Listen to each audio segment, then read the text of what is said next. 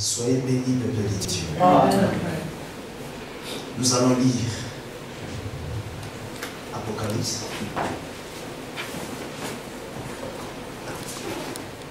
Apocalypse chapitre 12.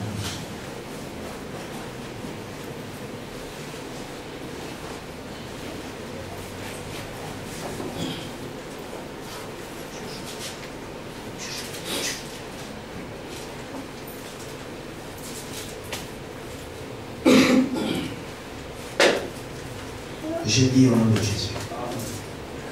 Au premier chapitre, le premier verset. Un grand signe parut dans le ciel.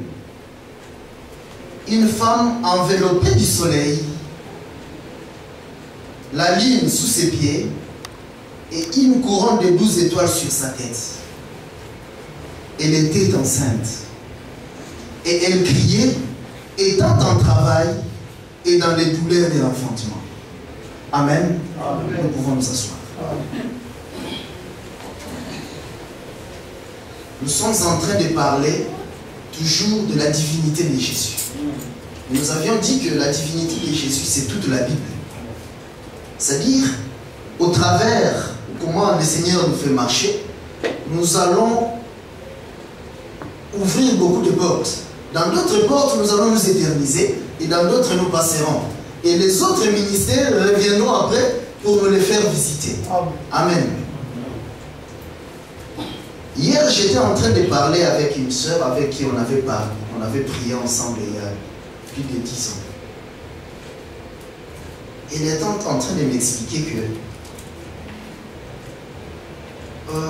si tu pêches, tu viens de pêcher, tu viens de voler, après, 2 secondes après, tu meurs. Quel sera ton sort? Amen. C'est-à-dire, il s'est dit que dans ces pensées-là, si tu pêches, tu vas en enfer. Mais alors, toi, tu es un enfant de Dieu, tu marches conformément à la parole. Mais il va arriver que tu pêches. 2 secondes après, tu meurs. Quel sera ton sort? Amen. Ça, c'est une bonne question. Mais c'est une question très profonde. C'est-à-dire qu'il faut prendre la personne, le faire asseoir et parler pour qu'elle comprenne. Amen. Alors j'ai compris vraiment la nécessité de la naissance. Si un enfant n'existait pas, c'est-à-dire si une femme n'est pas enceinte, ta femme n'est pas enceinte, toi tu vas, tu achètes des habits, tu achètes des jouets pour l'enfant, tu lui donnes les noms. On va aller te mettre dans l'asile psychiatrique. Mais parce que l'enfant n'existe pas. Regardez quelqu'un qui vient dans sa maison. Mon fils est Jean, mais sa femme n'a jamais été enceinte. Ou bien si la femme, si cet homme-là n'est même pas marié. Il dit, mon fils est Jean. Alors qu'il faut qu'il se marie et qu'il transmette la sémence, la femme devient enceinte et que les processus suivent son cours jusqu'à ce que Jean vienne. Vous comprenez? Mais si maintenant Jean vient, il sort et achète les jouets, il vient avec, ce sera normal. Donc, il y a 2 périodes. La période avant la naissance et la période après la naissance. Donc je voulais dire à cette sœur-là, tu n'existes pas. Et ça va les choquer. Moi je suis chrétienne. Ça fait des années, apôtre Dinon, que nous prions avec toi. Nous avons prié avec toi, ça fait plus de 12 ans. Hein? Je suis déjà né, j'ai accepté Jésus comme Seigneur et Sauveur. On m'a fait la prière. Je reçois Jésus aujourd'hui comme mon Seigneur et Sauveur. Amen. Je suis reçu Jésus. Je suis devenu même une nouvelle créature. Mais toi, tu dis que je n'existe pas. Elle sera achoppée. Je lui ai épargné ça. Amen. Mais nous devons comprendre ces choses-là. Peut-être que tu es dans ces cas-là. Tu crois exister. Tu crois servir Dieu. Mais tu n'existes pas. Remarquez, Nicodème vient auprès de Jésus. Maître, nous savons que tu viens de Dieu. fais là, si tu n'avais pas dit, tu ne fais pas ça. Jésus regarde lui, oui, c'est vrai. Toi, tu es docteur de la loi. C'est le témoignage de Dieu. Nicodème, tu es docteur de la loi. Il vient, mais dis-moi un peu. Pour être sauvé, je fais comment?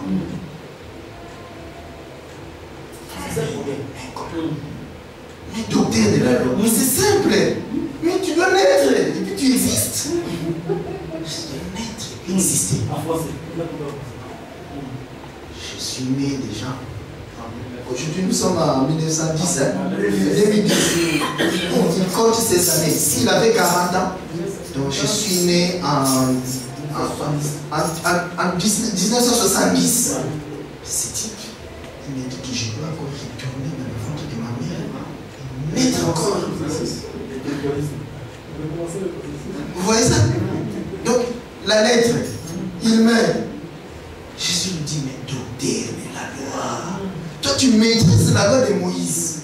Tu dis aux gens de ne pas voler, de ne pas tuer. Et toi-même, tu ne tues pas, tu ne voles pas. Mais tu ne connais pas ces choses. Ça, c'est le langage humain. Je te parle des choses, des matériaux didactiques. Voilà. Parce que la naissance sur la terre, je l'avais fait pour que tu comprennes la naissance spirituelle. Mais tu ne comprends pas. Nicodème, tu dois naître d'eau et d'esprit. Voilà. À ce moment-là, tu existes, donc tu entres dans le royaume. Amen. C'est pour ça justement Dieu nous a conduit à parler de la naissance, parce que c'est important. C'est-à-dire tout ce que Nicodème faisait, il va aux synagogues, il prêche et dit, moi je sers Dieu, le Dieu d'Israël. Avec la loi qu'il a donnée à Moïse, il n'existait pas. Amen. Tous les problèmes, il est là. Si tu n'existes pas, que tu pêches ou tu ne pêches pas, c'est pareil. Mais tu n'existes pas. Parce que la vie éternelle, c'est l'existence. Amen. Si tu existes, Dieu ne dit pas que quand tu vas exister, tu deviens parfait. Un enfant là, le petit là, est-ce qu'il est parfait?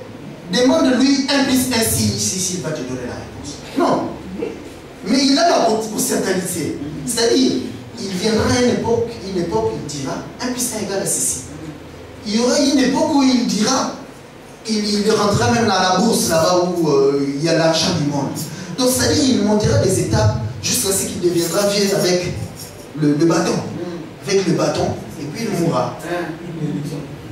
Vous comprenez? C'est-à-dire, avec Dieu, c'est un processus.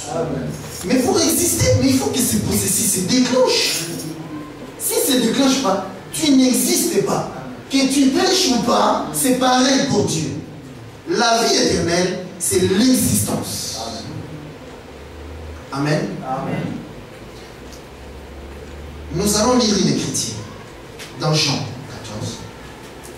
C'est important que nous comprenions ces choses. Amen. Pour que nous prenions la position. Amen.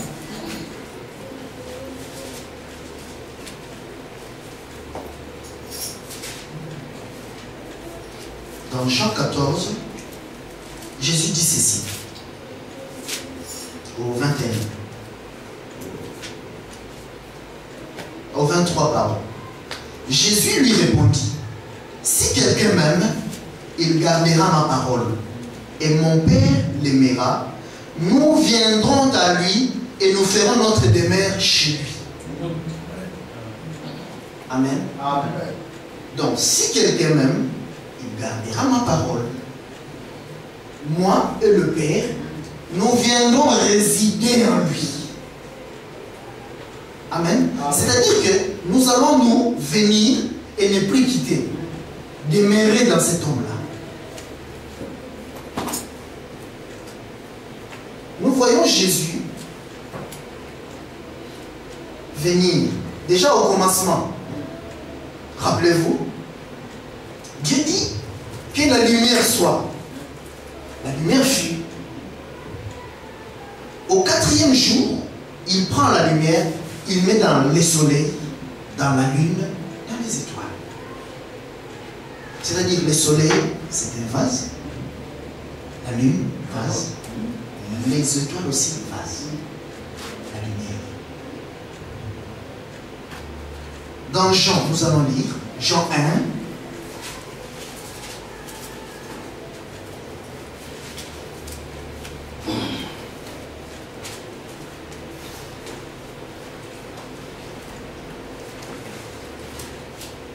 Nous allons commencer au premier verset pour la meilleure compréhension. Au commencement était la parole, et la parole était avec Dieu, et la parole était Dieu. Elle était au commencement avec Dieu. Toutes choses ont été faites par elle, et rien de ce qui a été fait n'a été fait sans elle. En elle était la vie, et la vie était la lumière des hommes. La lumière, lui, dans les ténèbres, et le ténèbre ne l'ont point reçu. Il y eut un homme envoyé de Dieu, son nom était Jean. Il vint pour servir les témoins, pour rendre témoignage à la lumière, afin que tous croient par lui. Il n'était pas la lumière, mais il parut pour rendre témoignage à la lumière. Cette lumière était la véritable lumière, qui, en venant dans le monde, éclaire tout homme. Elle était dans le monde, et le monde a été fait par elle, et le monde ne l'a point connue. Elle est venue chez le sien, et les siens ne l'ont point reçu. Mais à tous ceux qui l'ont reçu, à ceux qui croient en son nom, elle a donné le pouvoir de devenir enfants de Dieu, lesquels sont nés non du sang, ni de la volonté de la chair, ni de la volonté de l'homme, mais de Dieu.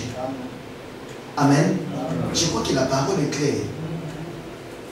Au commencement, il y avait la lumière. C'est-à-dire la lumière du premier jour. Que la lumière soit. Ensuite, Dieu vient prendre cette lumière-là au 4e jour, il mit dans des vases. L'écriture que nous venons de lire maintenant nous dit que cette lumière-là est venue dans le monde. Et les siens ne l'ont pas reçue. Nous tous, les chrétiens, les lecteurs de la Bible, nous comprenons de qui il s'agit. Jésus qui est venu vers les siens, ils ne l'ont pas reçu. Donc il est la lumière. Et à tous ceux qui l'ont reçu, il a donné le pouvoir de devenir enfant de Dieu. C'est-à-dire la naissance commence quand on reçoit la lumière. Amen. C'est important. C'est pourquoi nous voyons la femme d'Apocalypse qui est enceinte, c'est-à-dire qui a reçu la lumière et est devenue enceinte. Il a reçu la lumière. Nous la voyons enveloppée du soleil, la lune et les étoiles. C'est-à-dire la lumière dans toute sa plénitude. Vous voyez ça? Parce que le soleil, nous avons dit que c'est pendant le soleil que Dieu avait visité Israël. Parce qu'il dit, Moïse, tu ne peux pas me regarder et vivre. Aucun homme, c'est-à-dire Israël ne peut pas me regarder et vivre. Parce que je suis le soleil, je brille. S'il y a quelqu'un sur la terre qui peut regarder le soleil et le fixer des regards, venez me le dire. Venez me le dire. On ne peut pas regarder le soleil et vivre. C'est pourquoi maintenant la nuit, le soleil change de costume. Il va, il entre dans la lune. Parce que les gens ne l'ont pas vu. Changeant de costume pour qu'on me voie. Il rentre dans la lune. Et la lune, on la contemple. On peut même distinguer des formes dedans. Vous voyez ça? Mais la même lumière, la lumière du commencement. Ensuite, il rentre dans les étoiles. Donc nous avons le Père, le soleil, la mer, la lune et les enfants des étoiles. Amen. L'enseignement a commencé déjà, ça fait 3 mois. Donc, nous comprenons quand je dis ça. Je ne suis pas obligé de rentrer dans les détails. C'est pourquoi nous avons dit que cette image-là, Dieu, comment on dit, contraindre tous à les regarder sur la terre. Parce que quand nous naissons, tu vas voir ton père et ta mère, toi-même l'enfant. Vous voyez? C'est-à-dire quand tu viens déjà sur la terre, Dieu te dit que tu as un père, tu as une mère et toi-même tu es un enfant. Quand tu vas sortir, tu vas grandir, tu vas regarder au ciel, tu vas vers la même image. Le Père